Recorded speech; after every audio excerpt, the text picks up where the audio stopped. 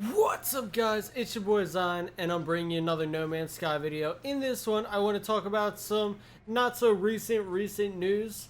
Going back to a week after fucking No Man's Sky went ahead and launched, I heard about Sean Murray opening his big fat mouth once again. The captain and the mastermind, the grand warlock pulling all the strings behind the curtain, gone ahead and promised us all the things and ultimately lying to us when the game was released, strikes again. Because when the game was originally released, Sean Murray promised that all DLCs and future content for No Man's Sky would be absolutely 100% free to players. You paid for the game already, all the stuff they add to it later on, all the patches, all the DLCs, all the new content, 100% free. We got you, fam, because you bought the game. Well, a week after launch, like exactly 7 days, not even, Sean Murray opens his mouth again and goes, "It was a little naive of me to think that we could go ahead and offer all future content for No Man's Sky to the player base for absolutely free. Like, there may be things that we have to charge for depending on the workload and the size of things and just the overall cost to develop it." What? Like, you can't just go around promising things, Sean, and not go ahead and get kicked in the teeth for it.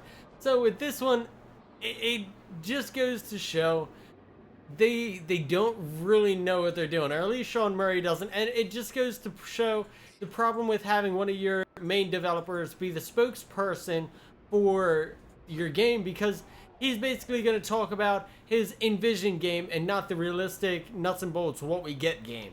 And everything he envisioned, everything he's passionate about is good and dandy, but at the end of the day, it's not what we have. It's not the game that we were promised. It's not features that are realistic in this world. So him opening his mouth just keeps getting people in trouble. But if we look at paid DLC, what's the most I would pay for a paid DLC for No Man's Sky? It'd have to have some crazy fucking crazy fucking inclusive DLC. So it'd have to have basically every feature they ever said they were going to offer. It'd have to have base making. It'd have to have, I can own my own giant spaceship roaming out in space that's basically just storage that you're constantly rescuing and saving and shit. I'd have to be able to own that. I'd have to get multiplayer. I'd have to get the different environments based on how close it is to the sun or the center of the universe. The 18 quintillion planets instead of the 255 original ones that basically just get shuffled around or mixed around. I would need all of those features back in the game. I would need all of that in a game, and I would only need the DLC to cost at most $5. I couldn't imagine myself paying for a single DLC that cost more than $5 for No Man's Sky, and I could not go ahead and justify paying anything for a DLC that doesn't bring me all of those features, or anything that drastically alters how the game plays and how the game feels when you play, or just the pacing, the environments, anything that drastically improves my overall experience. Couldn't pay for it. So, to go ahead and wrap up with this, what could they do to go ahead and fix these fan relations?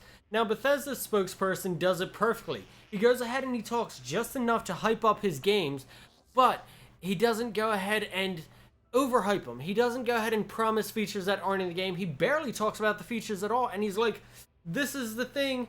It's there. You like it?" Like, that's what Sean needs to start doing. That's what Sean Murray needs to look at, is how the Bethesda spokespeople do it, because they are perfect. Some Warlock type shit where they nail their marketing on the head every time. It's absolutely perfect, and people need to learn from that. Now, on top of that, I think this goes to, I guess, credit Sean Murray in that he's gone ahead and he's stated that they are planning to release dev tools. Now, with that, the modding community that already exists around No Man's Sky can go ahead and continue to flesh out the game, because the modding community has already fixed a lot of issues around No Man's Sky. It's fixed the Instagram-like filter over the colors. It's fixed having to hold a button down to go ahead and do anything. It's fixed other features in the game. You can add texture mods. You can go ahead and add things to go ahead and make your experience more customized and personal for you. But a lot of the core issues, like having the stupid alien lady in the background talk and tell me my shields are low when they're at 75%, they fixed it. And I don't have to pay for it. I just have to download and install a mod into my game. So I think that's one good thing, is that a lot of the things that need to be fixed, the modding community is already fixing and working on. And hopefully the devs won't charge anything for any DLC unless it is earth-shatteringly like new content. So thank you guys for watching. I want to know what you guys think. Let me know down in the comment section below. Would you pay for No Man's Sky DLC if it was something like astoundingly new and absolutely changed the game? How much would you pay for a DLC, especially since most people already paid $60 and a lot of people already returned that? But what would you pay for a DLC if you were going to pay at all?